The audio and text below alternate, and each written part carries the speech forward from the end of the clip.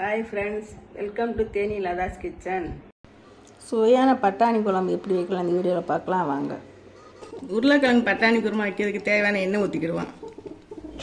எண்ணெய் நல்லா காஞ்சிருச்சு. இப்போ கொஞ்சம் கடவுள் பருப்பு போட்டுக்கிடுவோம். கடவுள் உப்பு நல்லா வெடிக்கட்டும். கடவுள் பருப்பு நல்லா வெடிச்சோன்னே கருவேப்பிலை போட்டுக்கிடுவோம். சின்ன வெங்காயம் வெட்டி வச்சுட்டு வைக்கிறதுக்கு சின்ன வெங்காயம் போட்டுக்குவோம். வெங்காயம் வதங்கிறதுக்கு தேவையான கொஞ்சம் தூள் உப்பு எடுத்துக்கிட்டு அதையும் போட்டுக்கிடுவோம். போட்டு நல்லா வதக்கலாம்.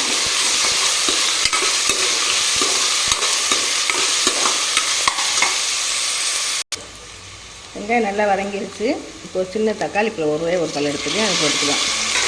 போட்டு நல்லா வதக்கலாம்.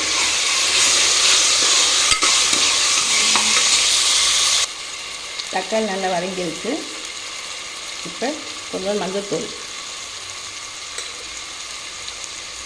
குழம்பு மிளகாத்தூள் வீட்டில் வச்சதாங்க 3 ஸ்பூன் எடுத்து அதையும் போட்டுக்கலாம்.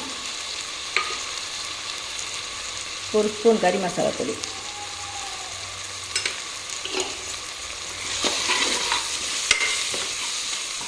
போட்டு கொஞ்சம் தண்ணி ஊற்றிக்கிடுவோம்.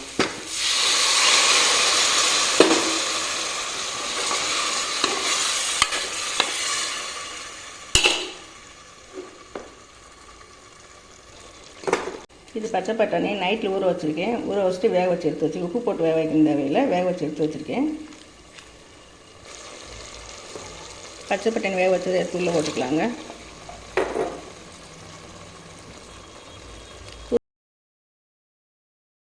குக்கரில் தண்ணி ஊற்றி வச்சுருக்கேன். உருளைக்கிழங்கு வெட்டி வச்சதை இதில் போட்டுக்கிடுவோம். போட்டு உப்பு போட தேவையில்லை. குக்கரை மூடி இப்போ 3 விசில் வச்சு எடுத்துக்கலாம்.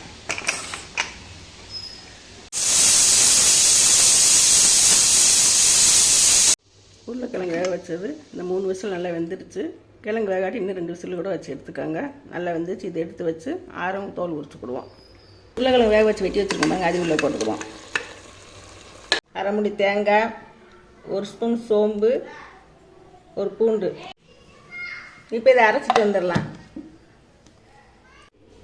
தேங்காய் அரைச்சாச்சு. இப்போ அதை வடிகட்டிக்கிடுவோம். பாலை எடுத்துக்கிடுவோம். கொஞ்சம் தண்ணி ஊற்றி நல்லா பால் எடுத்துக்கிடுவோம்.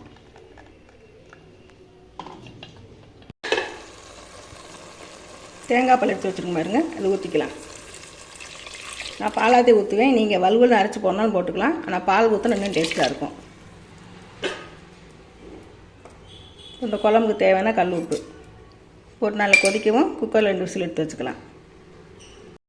குக்கர் மூடி வச்சு 1 விசில் வச்சுக்கலாம். ஏற்கனவே பட்டாணி உருளைக்கிழங்கு வந்ததுனால மூடி வச்சு ஒரே 1 விசில் வச்சு எடுத்துக்கலாங்க.